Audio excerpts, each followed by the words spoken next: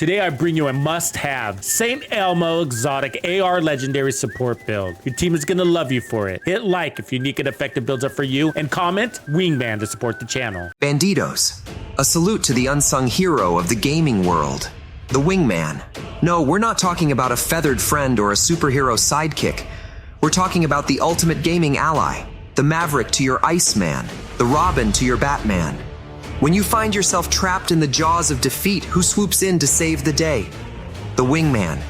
When the monstrous boss is bringing hellfire down on your head, who's there to distract and flank? The Wingman. And when you unleash an unstoppable barrage of chaos, who's right there unleashing their own fury? You guessed it, the Wingman. So let us raise our controllers high in the air to the mighty wingmen of the virtual realm who selflessly sacrifice glory to make our builds look like $1,000,000. They are the secret ingredient to our victories, the wind beneath our wings who propel us to greatness. Without their unwavering support, our conquests would be mere pixelated fantasies.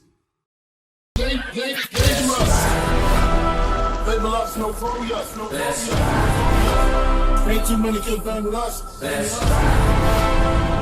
Situation is fight one. What's gonna do? Why not run? Meet the Wingman build. First, I'll run through the build details, then explain the best way to use it to power boost your team. So let's quickly take a look at the St. Elmo exotic. Hopefully you already have it. One of the things that makes this gun special is the mods. We got 20% critical hit damage, 20% weapon handling, and 20% critical hit chance. The mag has an extra 30 rounds, and on this build, that's putting us to 91 total rounds in the mag. That's almost an LMG. I got 850 RPM, assault rifle health damage, and damage to targets out of cover. Remember, you can re-roll your exotic secondary attribute. We've got 1.8 second reload time, and the talent, shooting an enemy with this weapon will give 1 stack. At 100 stacks, the next magazine will be filled with shock ammo, and that's what we're playing into. This build is dishing out all sorts of team benefits. Let's take a look at the gear set first. True Patriot, which is not a new gear set, it's been around for a while, and a great way to buff your team, especially in Legendary. So we got 30% ammo capacity,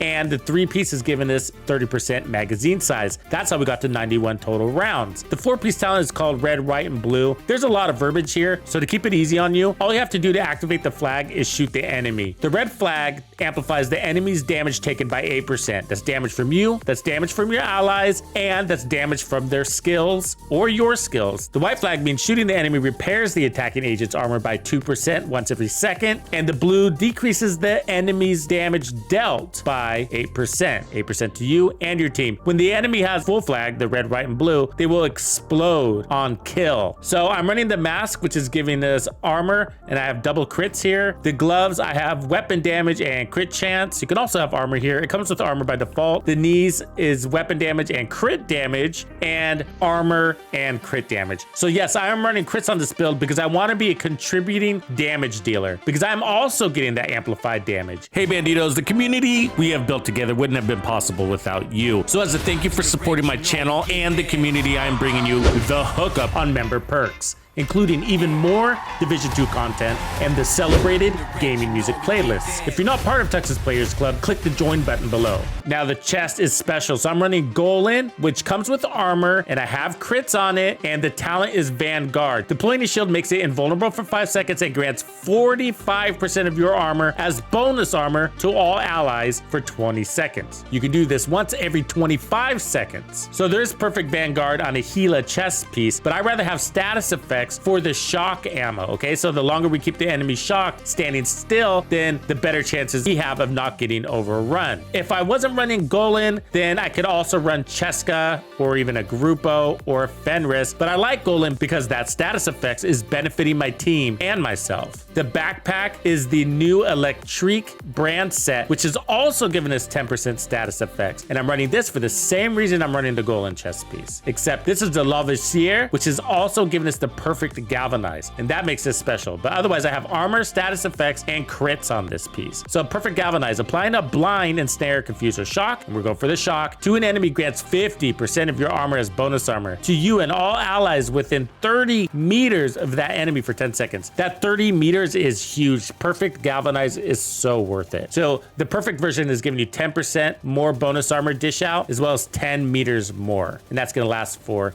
10 seconds. That's a fantastic talent, and that's why I'm running a total of 1.5 million in armor to give our allies the biggest benefit of bonus armor, which is going to give them more confidence and allow them to put out more damage, because then they can stay out of cover longer and shoot more thanks to that bonus armor. So I'm running a shield, nothing special. It is a tier 4 shield because of all the blue cores I'm running. And then I'm running a fixer drone just to help with my heals so that I can be shooting more. And that's because Vanguard doesn't give me bonus armor. It only gives my team bonus armor. So keep that in mind. For the secondary weapon, I am running the Cabaret. I did find it very difficult to switch weapons. You don't really want to switch weapons, and we'll go over that in a little bit. For the specialization, I decided to go with Survivalist, and that's because it gives my team 10% more damage to status affected targets. Amazing. And you get the fire grenade, which is another way to apply status and really helpful for spawn killing at doors and helicopter drops. If we look at my crit chance, we have 58% crit chance and 124% crit damage. Remember, there's amplified damage coming out of this build also. So one of the things about the St. Elmo's engine, especially on this build and the way we're using it, you really don't want to swap weapons. The reasons why is because if you're not applying shock, then you're earning shock ammo. And if you swap weapons while you're building stacks, you're going to lose all of those stacks. I did try Vindictive on the secondary weapon, but that was the conflict. And so it was difficult to find the right opportunity to switch weapons. And so I wanted to use my shock. And when I wasn't using my shock, I wanted to build towards it. So just stick with your St. Elmo. It's going to work great in Legendary anyways. Okay, check out this detail. When you pop your shield and shock at least one target, that's going to give your team 1.4 million in bonus armor. And what's really neat is that the more enemies you shock inside that 30-meter radius is going to dish out even more bonus armor than that. And your team's going to love you for that. In the end, they're going to be better damage dealers on those targets that you are marking, because they're going to get more amplified damage, and they're going to have the ability to stay out of cover longer and shoot longer. And then you're going to be shocking the greatest threats so that those threats aren't shooting back at your allies. And so your allies' bonus armor is staying up to its maximum potential. So this is how to use this build. It's really easy. It's almost point and shoot. The difference is balancing your time you are focus firing with the time you are spreading the flags or the debuffs to all the enemies. So what I recommend you do is tag as many enemies as possible so that they at least have the red flag, and then start focus firing from there. Remember to pop your shield once every 25 seconds. You'll see the little cooldown icon that'll help you know when you can do it again. And then once you get that shock ammo, slow down your shooting and start applying that shock ammo to as many targets as possible, or on the greatest threats closest to your allies or those enemies trying to flank. That makes this build an amazing crowd control, all while buffing your team's damage in amazing ways. So when you shock that target, your team is going to get that additional damage to status effects, as well as that red amplified damage of 8%. And you're going to be applying damage, and they're going to be getting bonus armor. In addition to the bonus armor defense, you're going to be suppressing that enemy's ability to shoot at your allies. And if they do get a shot off, they're going to have an 8% reduction in damage to your allies. I always have a good time running team support builds, even healer builds. It's fun to keep your team alive, but a build that allows you to jump into the trenches with your team and deal damage to makes it even better. And of course, this isn't the highest damage dealer build out there by no means. It's not supposed to be. It's supposed to be buffing your team so that your team as a whole, including you, are putting out more damage. That being said, I never felt weak, even with 1.5 million armor. I felt like I was doing a good job. In fact, I came in second on total kills for this legendary mission. Not that I really cared. What was important to me is that I felt like I was a contributing member, not just to my team buffs, but also directly from the damage I was dealing. I've been making Wingman builds for some time now, and they're really some of my favorites. They give the team's builds more of an edge and the player more confidence by giving him the stats that matter during intense combat scenarios. And best of all, the Wingman is a contributing damage dealer, unlike other standard team support builds such as a tank or the healer.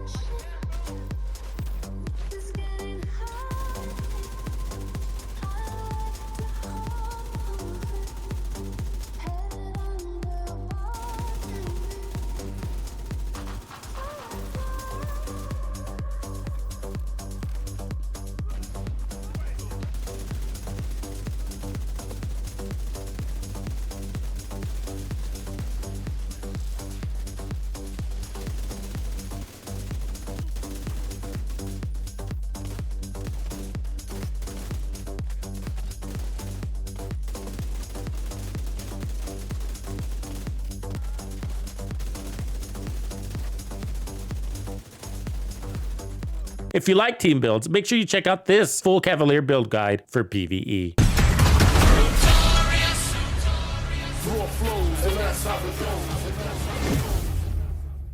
Follow me.